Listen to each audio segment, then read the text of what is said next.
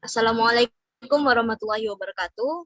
Perkenalkan kami dari kelompok 4 akan mempresentasikan mengenai materi leverage analysis dengan anggota kelompok yang pertama saya sendiri yaitu Radietu Bilkis 2005-9088, kemudian Reda Fradia 2005-9092, Rifat Afifi 2005-9094, dan Muhammad Yusuf 2005-9076. Nah, materi pertama akan saya jelaskan mengenai leverage.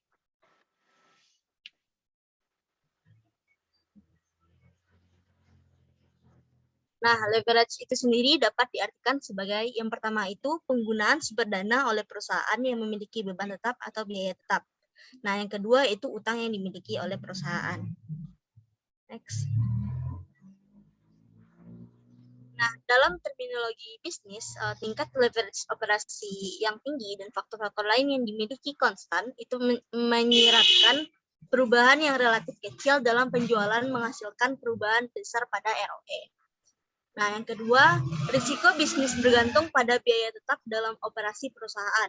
Nah, jika biaya tetap tinggi, bahkan penurunan kecil dalam penjualan dapat menyebabkan penurunan besar dalam ROE. Biaya tetap yang lebih tinggi umumnya dikaitkan dengan perusahaan dan industri yang lebih otomatis dan intensif modal. Namun, bisnis yang mempekerjakan pekerja yang sangat terampil, yang harus dipertahankan dan dibayar bahkan selama resesi, juga memiliki biaya tetap yang relatif tinggi. Kemudian yang ketiga, ketika persentase tinggi dari total biaya yang diperbaiki, perusahaan dikatakan memiliki tingkat leverage operasi yang tinggi. Dalam analisis leverage ini, biaya harus dapat dipisahkan menjadi biaya variabel dan biaya tetap. Jika ada biaya semi variabel, maka harus dipisahkan menjadi biaya variabel dan biaya tetap. Next.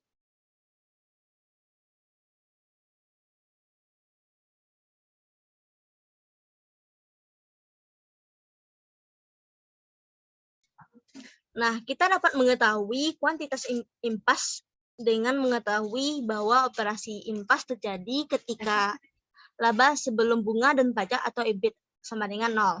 Nah, EBIT itu sendiri, cara mencarinya adalah PQ kurang VQ kurang F sama dengan 0. Nah, diketahui P itu sendiri adalah harga jual rata-rata per unit output, yang Q unit output, V variabel biaya per unit, dan F itu sendiri adalah biaya operasi tetap. Nah, jika kita dapat memecahkan titik impas kuantitas, maka QBE sama dengan F dibagi dengan P kurang V. Nah, selanjutnya, materi selanjutnya akan dilanjutkan oleh materi selanjutnya itu operasional risk akan dilanjutkan oleh Rifat. Kepada Rifat disilahkan. Baiklah, terima kasih moderator. Selanjutnya saya akan menjelaskan tentang operational risk. Risiko operasional yaitu risiko yang membuat tidak efisiennya dalam sistem informasi atau pengendalian internal, sehingga menghasilkan kerugian. Risiko ini lebih lanjut dapat dibagi ke dalam risiko fraud, risiko penyampaian, informasi yang tidak benar, risiko yang tidak bisa dihindari seperti banjir, dan risiko pekerja atau personal risk. Manfaat yang didapatkan bila perusahaan bisa mengelola risiko dalam proses operasional yaitu yang pertama itu menghindari kerugian yang tidak diharapkan dan memperbaiki efisiensi operasional. Yang kedua, efisien dalam menggunakan modal. Yang ketiga, memberikan kepuasan kepada pemangku kepentingan atau stakeholders. Dan yang keempat itu memenuhi tuntunan regulasi. Lalu selanjutnya ada 4 jenis kejadian risiko operasional berdasarkan frekuensi dan dampaknya. Yang pertama itu ada low frequency atau low impact atau disingkat dengan LF atau LI. Jenis ini jarang terjadi dan dampaknya rendah. Yang kedua itu ada low frequency atau high impact.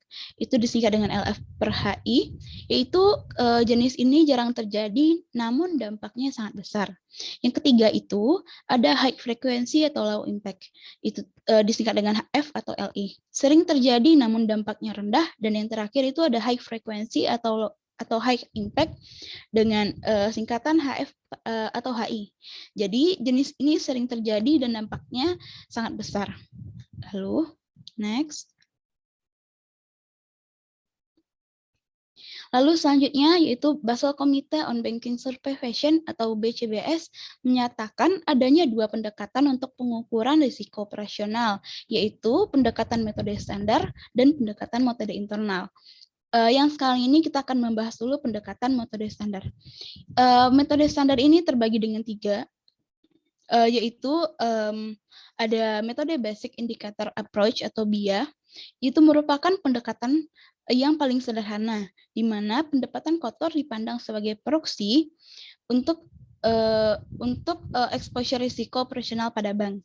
Pendapatan kotor yaitu pendapatan bunga bersih dan pendapatan non-bunga dari perusahaan atau bank yang bersangkutan. Adapun perhitungan pembiayaan terhadap kapitalnya yaitu sebagai berikut. K-BIA sama dengan A dikali sigma J 1 sampai N GI per N. GI-nya yaitu pendapatan kotor, N-nya jumlah dari 3 tahun sebelumnya, GI yang positif 7, A-nya yaitu presentasi tetap untuk 3 tahun sebelumnya atas GI yang positif.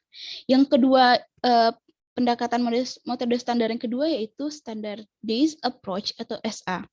Merupakan pendekatan setingkat lebih tinggi dari pendekatan basic indicator dengan memperhatikan jenis bisnis usaha dari bank yang bersangkutan. Dengan rumus KSA sama dengan sigma 1 sampai 3 max dalam kurung sigma 1 sampai 8 GI dikali beta, 0, dibagi dengan 3. Beta yaitu presentasi tetap yang ditentukan komite bank.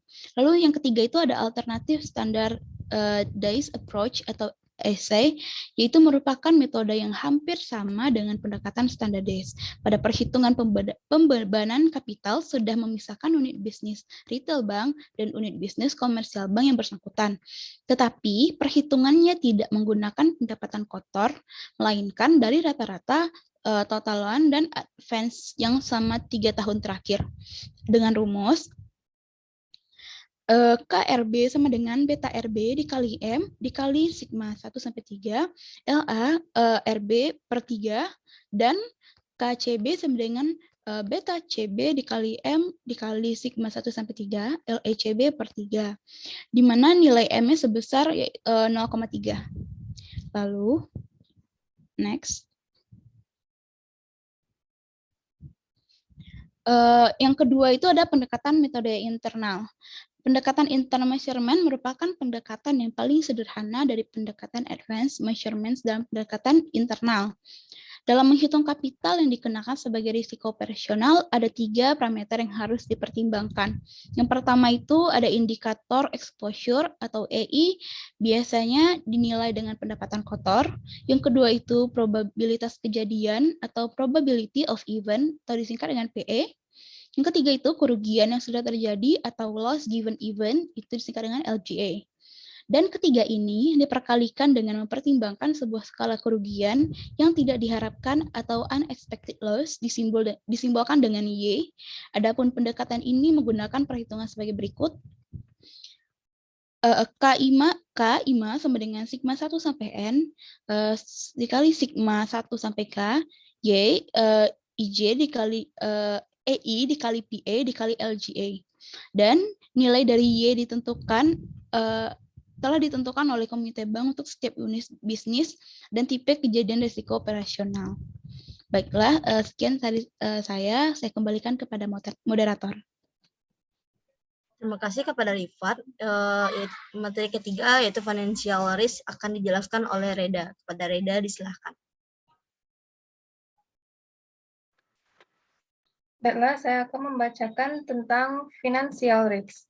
Financial risk atau risiko keuangan adalah risiko tambahan yang ditempatkan pada pemegang saham biasa sebagai akibat dari keputusan untuk membiayai dengan utang.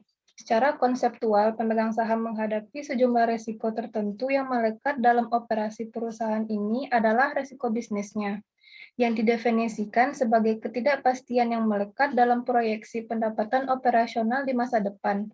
Jika sebuah perusahaan menggunakan hutang, financial leverage ini memusatkan risiko bisnis pada pemegang saham biasa.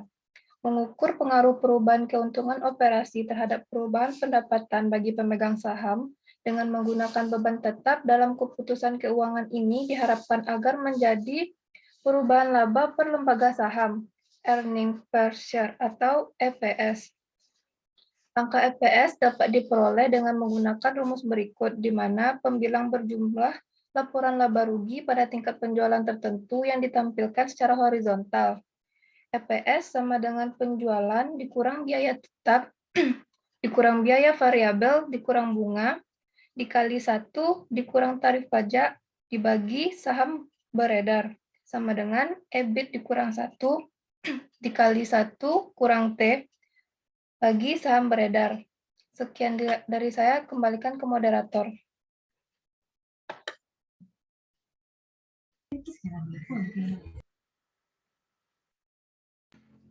Terima kasih kepada Reda. Selanjutnya, materi keempat, yaitu total risk akan dijelaskan oleh Muhammad Yusuf. Kepada Yusuf, silahkan. Total risk. Total risk adalah risiko yang diambil perusahaan, baik leverage operasi maupun leverage finansial dalam usahanya untuk meningkatkan keuntungan bagi para pemegang saham. Total leverage merupakan multiplier efek atas perubahan laba per lembar saham atau IPS karena perubahan penjualan. Dengan kata lain, total leverage adalah rasio antara persentase perubahan laba per lembar saham dengan persentase perubahan penjualan. Rumus untuk mencari total leverage unit atau penjualan sama dengan DOL dikali DFL.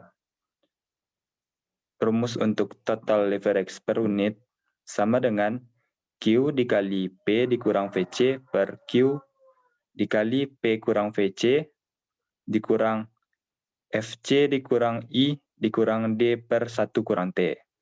Untuk rumus total leverage per penjualan sama dengan EBIT ditambah FC per EBIT dikurang I dikurang D per 1 dikurang T. Sekian materi total risk.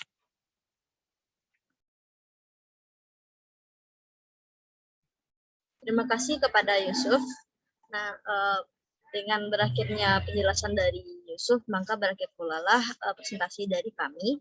Mohon maaf jika terdapat kesalahan dalam penyampaian. Wassalamualaikum warahmatullahi wabarakatuh.